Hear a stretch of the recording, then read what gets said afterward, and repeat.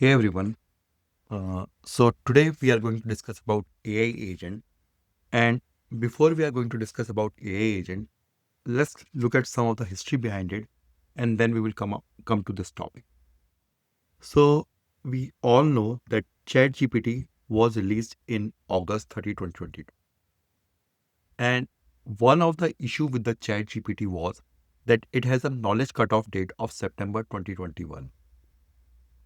So if you are going to ask any question uh, based on the current scenario, it is not going to able to answer that question.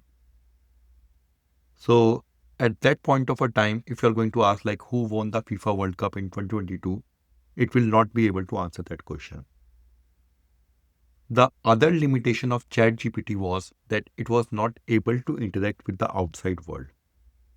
So for example, if again back in 2022 or in earlier 2023, if you are going to ask this question like what is the weather today in San Francisco, so you will see that ChatGPT is going to reply like I'm sorry for the inconvenience, but as an AI developed by OpenAI, I don't have a real-time capability.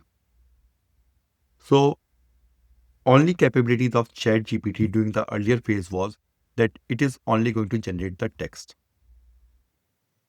Now, in order to overcome this limitation, OpenAI introduced something called function calling. And what that function calling is that instead of expecting the language model to know everything, developers could provide a list of functions that it was allowed to use. So let's take this with the help of a simple example.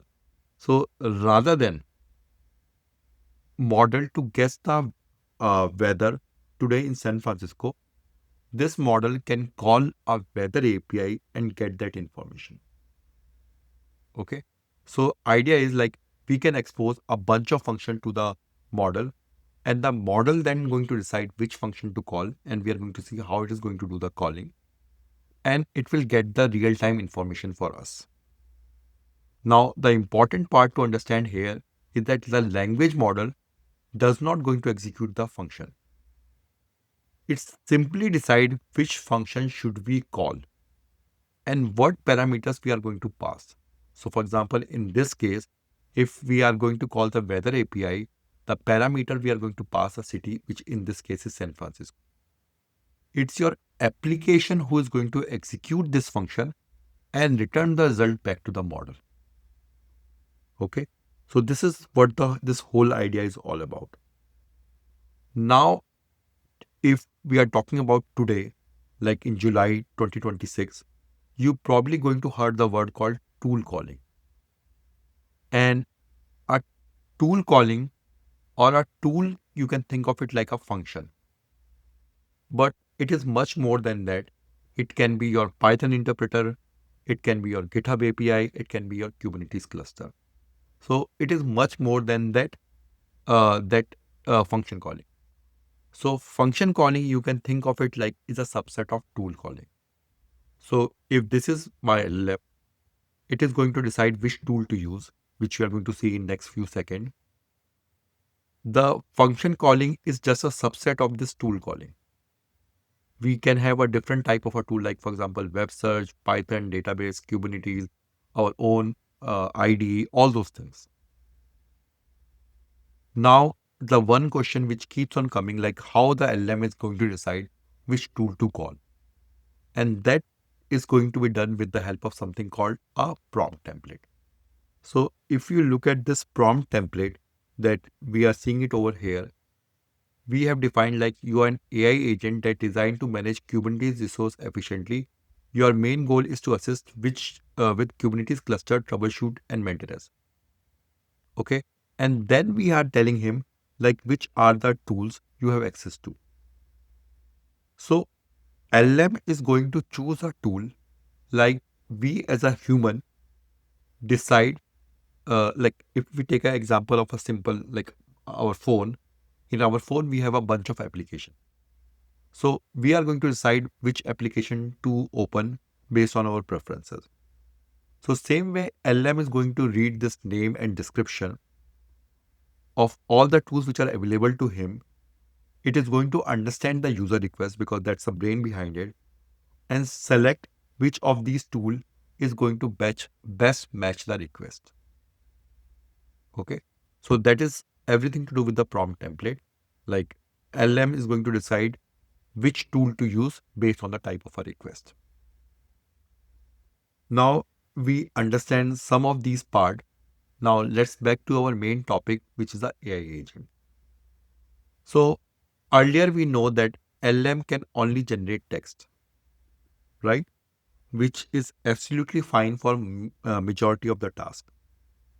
But if there is a complex task which has been involved, we need much more functionality from the LM end. And that lead to write of something called a chain of thought prompting. So what chain of thought prompting is, like for example, if I am going to ask LM to, let's say, doing multiplication of like 220 multiplied by 760. So we are going to ask LM, let's think step by step. And model is going to generate the intermediate reasoning before it's going to generate the final answer. So this whole process of reasoning is significantly improve the performance of tasks, especially which involve mathematics, logic, and multi-step reasoning. Okay. So one of the example of this is like, if you can see it over here. So we have like in the standard prompting, we give the answer like this, like if Roger has 5 tennis ball, he buys 2 more cans of tennis ball. Each can has 3 tennis ball. How many tennis ball does he have now? So if 5 and 2 into 3, that is 5 plus 6 equal to 11. So rather than giving this kind of a like a one-liner answer, if we said that Roger started with 5 balls, 2 cans of 3 tennis ball, each with 6 tennis ball, then 5 plus 6 equal to 11, the answer is 11. So if you look at here, in standard prompting, if we ask this like the cafeteria has 23 apple, if they use 20, so it's a little bit much more complex. So in the chain of thought prompting, we showed him how to reach up to the answer rather than giving this standard answer. And here you can see that it is able to determine the right answer if we are showing him some example how to reach up to the right answer. But even that has some inherent limitation. So for example, if we look at the issue or the problem that we have started with, like what is the weather today in San Francisco? No amount of reasoning or no amount of answer capabilities, or for example, if we are going to give him, like for example, the current weather in Fremont is this, the current weather in, let's say, in Sacramento is this. It cannot, it is not going to help us in this kind of a use case because reasoning alone cannot generate new facts. Your model simply does not have that information. So that is one of the limitation of the chain of thought prompting. That lead to rise of something called React, which is called reason plus action. And then that came out from this paper, which is this React paper. So any LM, not LM, any AI agent framework, if we are going to look at today, under the hood, and that's what we are going to see in next few minutes, uses this React framework. So what is this React framework is all about? Under the hood, it uses something called thought, action, and observation. So what is that and how it is better than reasoning, which is present in a case of chain of thought? So in the case of React, the model could now think about the problem. It performs an action. It is going to observe the result. It can still continue reasoning and perform another action if it is needed. And this was one of the major shift because the model can now interact with the external system. So let me take a simple example and then this concept which will be much more clear to you guys.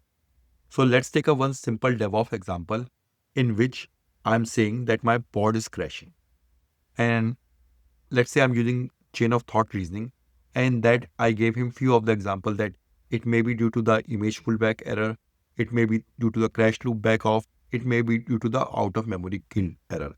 So these are all the kind of an educated guess. But now let's look at the React framework, in which if my pod is crashing, it is going to first is going to thought about that what might be the cause of the issue. Then it is going to take an action. So action may be, let's say I need to execute this command, which is kubectl describe pod and whatever be the pod name. And then it figured out that your pod is crashing because of image pullback error. And that is the observation, that the output of this command, in that output of that command, it was failing because of this image pullback error.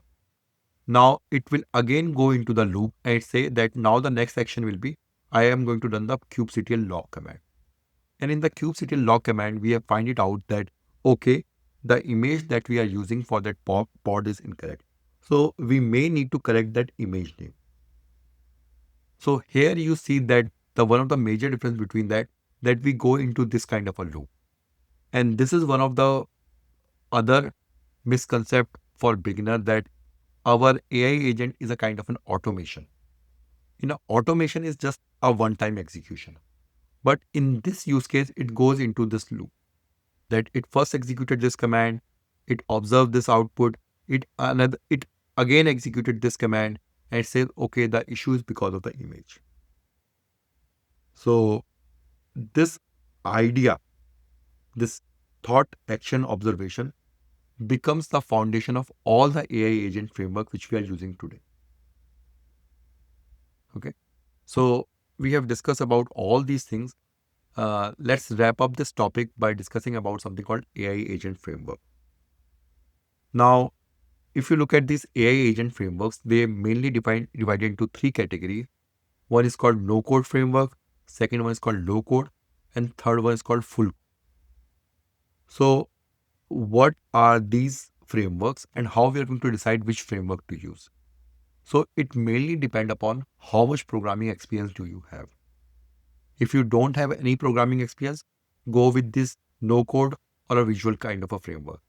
If you have some level of experience, you can go with a low-code framework. If you have the good programming experience, then go with this full code kind of a framework. So what are these no-code frameworks? So one of the popular example of no-code framework is, for example, Na10. So in case of Na10, if I need to create my agent or a workflow, I can simply do the drag and drop. So for example, in this case, if you can see that the user is submitting some form and it is going to interact with the AI, and we are using the Anthropic model, and then for notification, we are using the Slack. So in this case, what is happening under the hood, that we are just dragging and dropping something. These things are called node, and we are able to create our agent. We don't need any programming experience, nothing. It's just a drag and drop. So it's good for the folks who does not have programming experience, which have little to no programming experience, and those who want to do the development as fast as possible. But on the other hand, it has some limitation. Like for example, you don't do any customization. You completely depend upon the Na10 to provide you that flexibility. So for example, let's say I want to call some of the AWS code flow, but those functionality is not provided by Na10.